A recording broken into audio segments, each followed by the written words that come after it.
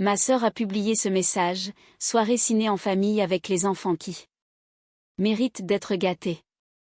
Tous les cousins étaient là, sauf mon fils. Il avait 10 ans. Nous étions à la maison, nous n'avions pas été invités. Il a vu la publication et m'a demandé « Qu'est-ce que j'ai fait de mal ?» J'ai répondu « Rien du tout, mon cœur. » J'ai alors privatisé une salle de cinéma. Ça m'a coûté 350 €, j'ai invité ses amis, 30 enfants au total, et j'ai tout posté sur les réseaux. Quand ses enfants ont vu ça et ont demandé pourquoi ils n'étaient pas invités. Mon fils Léo était sur le canapé, les genoux repliés, la manette sur les cuisses, faisant semblant que la télé l'intéressait. Il était 20h41, un vendredi soir. Je m'en souviens parce que l'horloge du micro-ondes clignotait encore et que je ne l'avais pas réparée, alors j'avais mis un minuteur sur mon téléphone. Toujours la même routine, le même calme. Puis mon téléphone a vibré. Une publication Facebook de ma sœur, Mathilde. Une grande photo souriante. Des seaux de pop-corn, des enfants entassés sur les canapés. La légende disait « Soirée ciné en famille avec les enfants qui méritent d'être gâtés. » Tous les cousins étaient là, sauf mon fils. Il avait 10 ans, il était à la maison avec moi, non invité. Léo a penché la tête de cette façon qu'il a quand il essaie de comprendre quelque chose qui ne correspond pas aux règles qu'on lui a apprises. « Maman », a-t-il dit. J'ai essayé de garder un visage neutre, comme la météo avant un orage. Il a pris mon téléphone parce que je l'avais posé sur la table basse sans réfléchir. Il a fait défiler l'écran. J'ai regardé ses yeux bouger. J'ai vu sa gorge se serrer. Comme s'il venait d'avaler quelque chose de trop gros. Il n'a pas pleuré. Ça aurait été plus facile s'il l'avait fait. Il a juste fixé l'écran comme si la pièce venait de se refroidir brusquement. « Pourquoi je n'y suis pas ?» a-t-il demandé. J'ai ouvert la bouche, mais rien n'est sorti au début. Sur la photo, je reconnaissais le salon de Mathilde. Je voyais le plaid que je lui avais offert à Noël. Je voyais la main de ma mère dans un coin tenant un verre de soda. Je voyais ma nièce Manon brandissant des bonbons comme un trophée. Et je voyais tous les autres, cousins, tantes, oncles. Pas moi, pas Léo. La voix de Léo est devenue plus petite. Est-ce que j'ai fait quelque chose? Ma bouche est devenue sèche. Non, ai-je dit vite, trop vite. Il m'a regardé, cherchant une réponse sur mon visage comme si c'était une carte. Qu'est-ce que j'ai fait, a-t-il répété plus bas, comme si j'avais mal entendu la première fois. J'ai senti mon corps réagir avant même que mon cerveau ne comprenne. Les mains froides, la poitrine serrée, les dents contractées. Je n'ai rien fait, a-t-il murmuré comme s'il essayait de s'en convaincre lui-même. J'ai doucement repris le téléphone de ses mains. Je me suis assise à côté de lui, assez près, pour que nos épaules se touchent. Rien, mon chéri, j'ai dit. Tu n'as rien fait. Il a cligné des yeux forts, une fois, 2 fois. Alors pourquoi? Je ne sais pas, j'ai répondu, et ces mots avaient un goût de métal.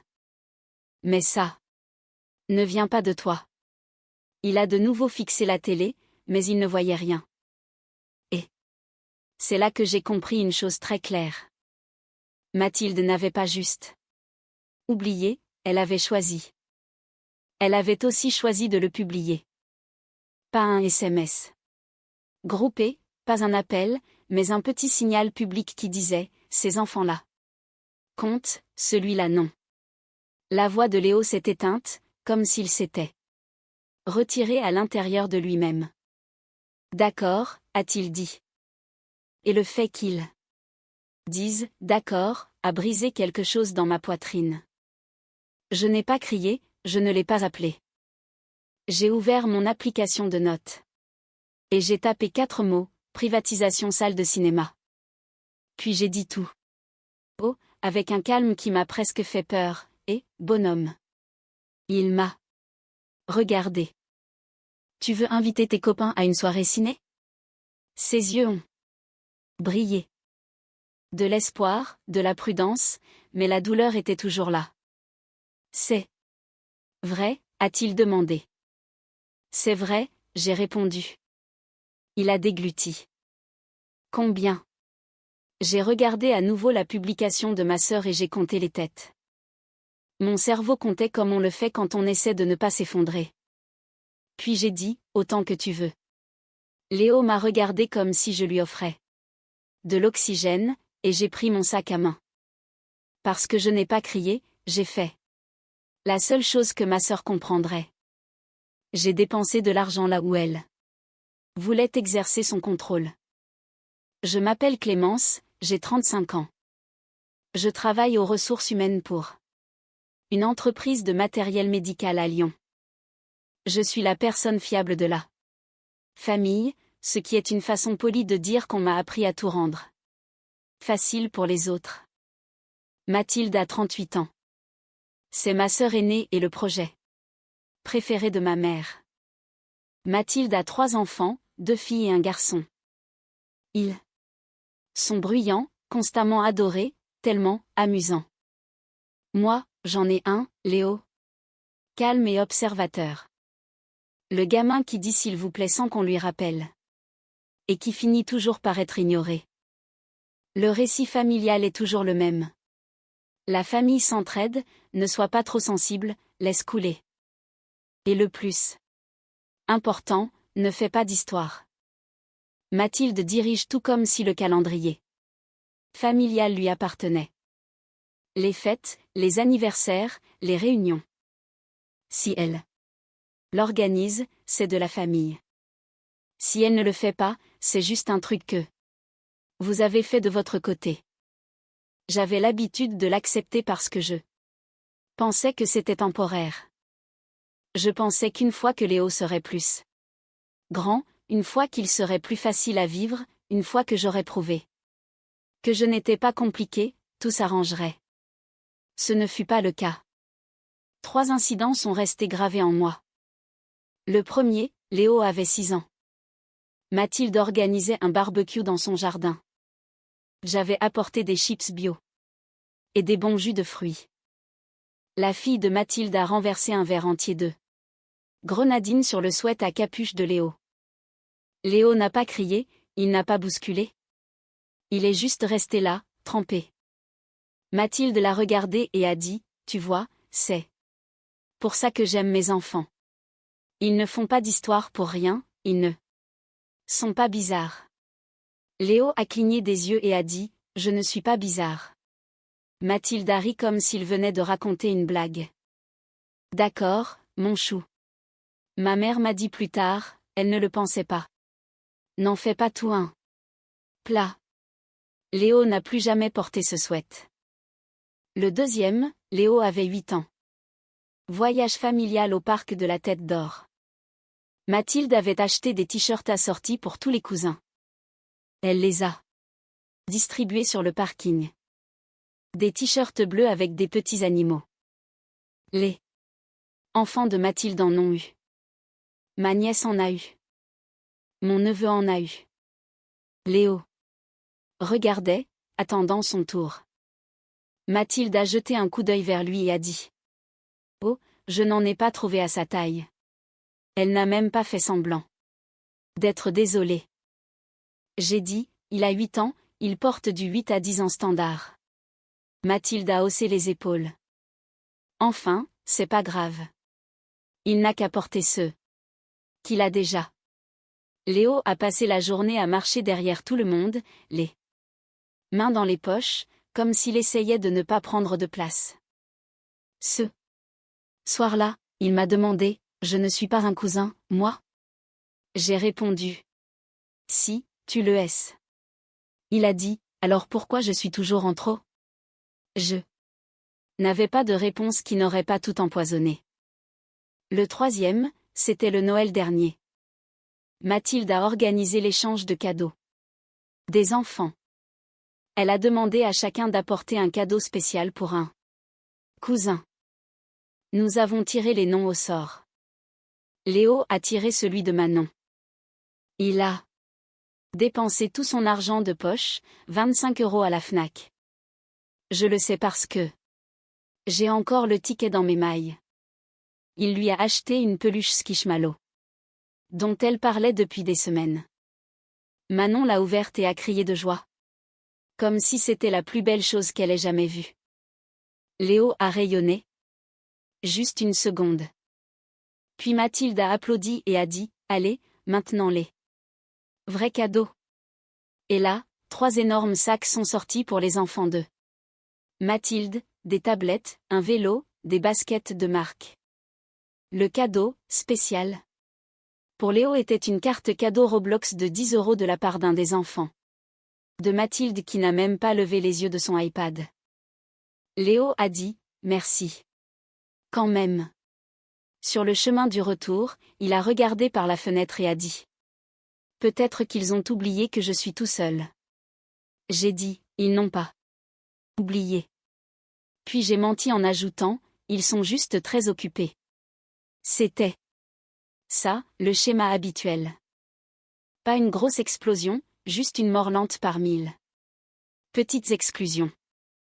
La cruauté de Mathilde était toujours déguisée en quelque chose de raisonnable. Si je le remarquais, elle soupirait et disait « Clémence, ne commence pas », ma mère la soutenait, tu rends la situation gênante. Alors je restais discrète, et Léo apprenait à s'effacer. Il apprenait à sourire quand il était exclu. Il apprenait à dire « c'est pas grave » quand ça l'était. Et je continuais à me répéter ce mensonge pour tenir. Je pensais que c'était temporaire. Ça ne l'était pas. Parce qu'un enfant ne peut entendre, ce n'est pas toi le problème, qu'un certain nombre de fois avant de commencer à penser que si, c'est lui. Après que Léo a vu la publication, je n'ai pas écrit de longs paragraphes à Mathilde. Je n'ai pas demandé à ma mère d'intervenir. Je n'ai pas supplié pour être incluse. Par des gens qui traitent l'inclusion comme un privilège. J'ai ouvert mon ordinateur et j'ai commencé à chercher des cinémas privés. Pas un cinéma ordinaire, mais le genre d'endroit où l'on loue une salle entière, choisit son film, commande à manger et contrôle la liste des invités. J'en ai trouvé un à 20 minutes de là, un cinéma de quartier chic avec une suite événementielle premium. Ça incluait un hôte, des boissons à volonté, du pop-corn, des pizzas et une carte de jeu d'arcade pour chaque enfant. Le prix m'a donné un petit vertige. 350 € plus les taxes. Mon cerveau a fait les calculs automatiquement, le loyer, les courses, le prêt auto, la garde périscolaire. Puis mon cerveau a fait un autre calcul, combien ça vaut pour effacer ce regard sur le visage de mon fils. J'ai appelé. Bonjour, j'ai dit. Je souhaite réserver la salle privée pour samedi prochain. La fille au téléphone avait l'air ravie. Combien d'invités? J'ai regardé Léo qui était assis à la table de la cuisine, faisant ses devoirs comme si de rien n'était. 30, j'ai répondu. Quand j'ai raccroché, je ne me sentais pas triomphante. Je me sentais calme, froide, déterminée. Ce soir-là, je me suis assise avec Léo et j'ai dit, on organise une soirée ciné. Il a continué d'écrire avec son crayon. D'accord. Tes amis à toi, j'ai ajouté, pas de cousins, pas d'histoire de famille, juste tes copains. Il s'est arrêté et a levé les yeux. Comme Hugo. Et Arthur? Qui tu veux, j'ai dit, fais une liste. Il a hésité. Est-ce que Mathilde va être en colère? Le fait que mon fils de 10 ans gère. Déjà les émotions de Mathilde m'a fait contracter la mâchoire. Elle peut ressentir ce qu'elle veut, j'ai dit. C'est pour toi. Léo a hoché la tête. Lentement, comme s'il ne faisait pas totalement confiance aux bonnes choses. Puis il a écrit les noms avec soin, comme s'il avait peur que le papier les rejette. J'ai envoyé les invitations aux parents, envoyé les détails par SMS. Collecté les confirmations. J'ai gardé un ton professionnel. Bonjour, Léo. Organise un événement ciné privé samedi prochain de 16h à 19h, nourriture incluse. Merci de me signaler toute allergie. Les preuves ont commencé à s'accumuler automatiquement dans un dossier sur mon téléphone, capture d'écran. Du poste de Mathilde, ma confirmation de réservation, la facture, la liste des invités, les fils de discussion, les notes sur les allergies. Parce que quand on vient de ma famille, on apprend que si on ne peut pas prouver quelque chose, l'histoire sera réécrite. La première vague d'escalade est arrivée vite. Mathilde a appelé le lendemain matin. J'ai laissé sonner 2 fois parce que je voulais que ma voix soit parfaitement stable. Allô? Son ton était léger, trop léger. Salut, ça va? Je vais bien, j'ai dit. Maman a dit que tu avais l'air contrarié hier soir, a-t-elle dit, comme si elle posait un diagnostic avec douceur. Je ne suis pas contrariée. Silence. Alors, à propos de la soirée ciné. Je n'ai pas répondu. Mathilde a soupiré. Clémence, c'était juste un petit truc entre nous. Tu l'as publié, j'ai dit. Et alors, a-t-elle lâché, perdant son calme une seconde. Puis elle s'est reprise, écoute, tu surréagis. Non. J'ai dit. Léo a été blessé. Mathilde a eu ce petit rire, comme si l'empathie était un passe-temps pour lequel elle n'avait pas de temps. Les enfants se vexent pour tout. Il a demandé ce qu'il avait fait de mal, j'ai dit. Mathilde a marqué une pause, comme si ce fait ne lui plaisait pas. Puis, elle a sorti sa phrase, raisonnable, celle qui est cruelle si on l'écoute. Vraiment, eh bien, peut-être que ça le motivera à s'impliquer davantage. Mes mains sont devenues froides. S'impliquer dans quoi? J'ai demandé. Tu sais bien, a-t-elle dit. Il est calme. Il ne s'intègre pas, s'intégrer? Comme si mon fils était une tache sur un vêtement. J'ai fixé mon plan de travail. En cuisine, l'écriture de Léo sur sa liste d'amis choisis avec soin. Ne parle pas de lui comme s'il était un problème, j'ai dit.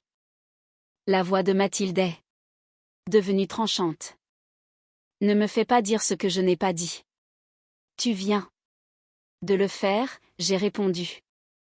Elle a alors essayé de présenter ça comme de l'aide. On voulait juste faire plaisir aux enfants, ceux qui ont été sages, ceux qui sont présents. Léo est présent, j'ai dit, c'est juste que tu ne le comptes pas, Mathilde a soufflé. Waouh, d'accord, tu deviens dramatique. Je n'ai pas argumenté. J'ai dit, cette conversation est terminée, et j'ai raccroché. La deuxième vague a frappé quand les invitations ont commencé à circuler. Parce que les parents parlent, les enfants parlent. Mardi, les enfants de Mathilde savaient qu'il y avait une fête privée au cinéma. Ils savaient qu'il y avait 30 enfants. Ils savaient qu'il y avait de la pizza et des jeux d'arcade.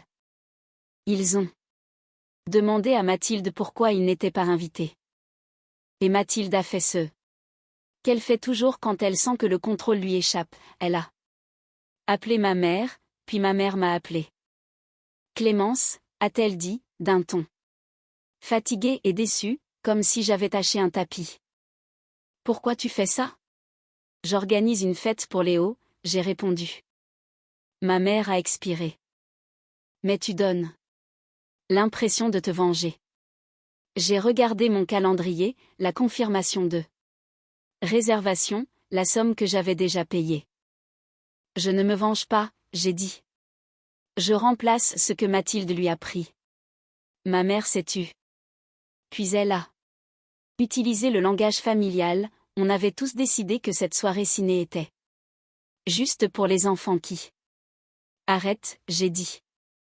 Ma voix était calme, mais... On aurait dit de l'acier.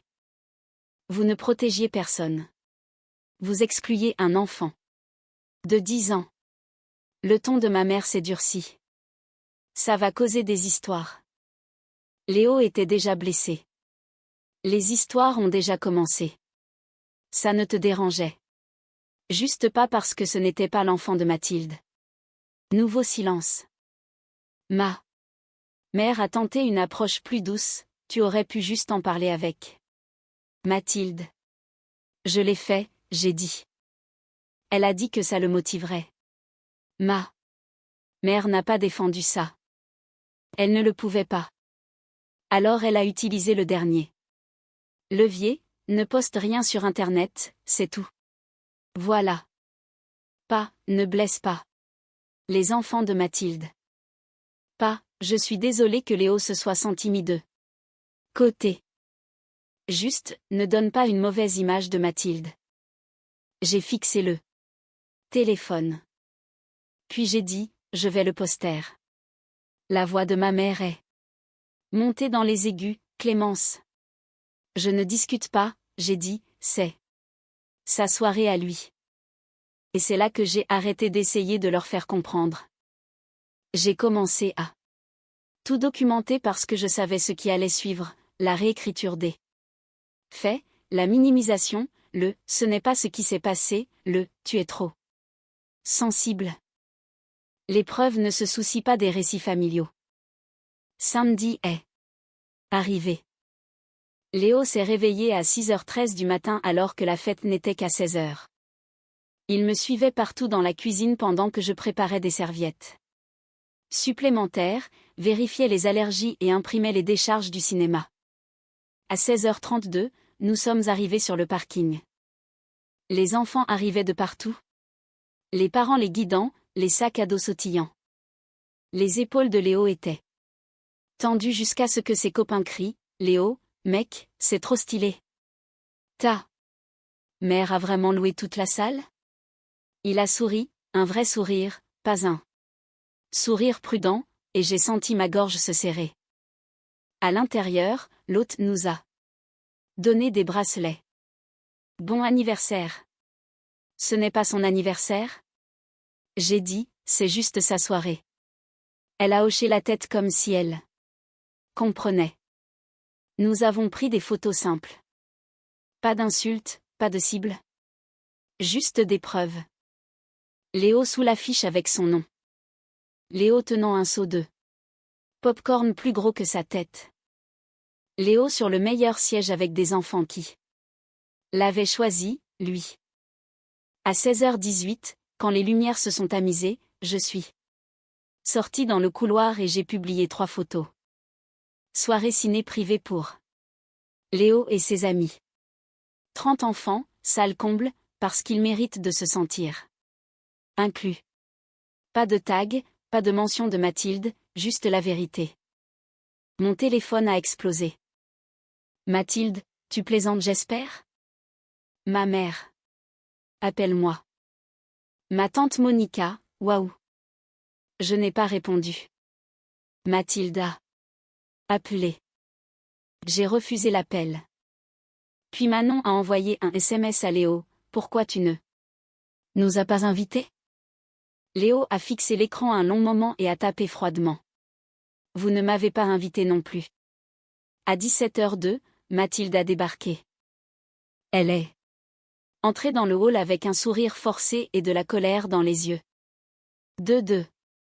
Ses enfants derrière elle, confus mais pleins d'espoir. Assez fort pour que l'hôte entende, elle a dit, ah, alors c'est ça que tu fais ? Je me suis avancée vers elle lentement. Mathilde, c'est un événement privé.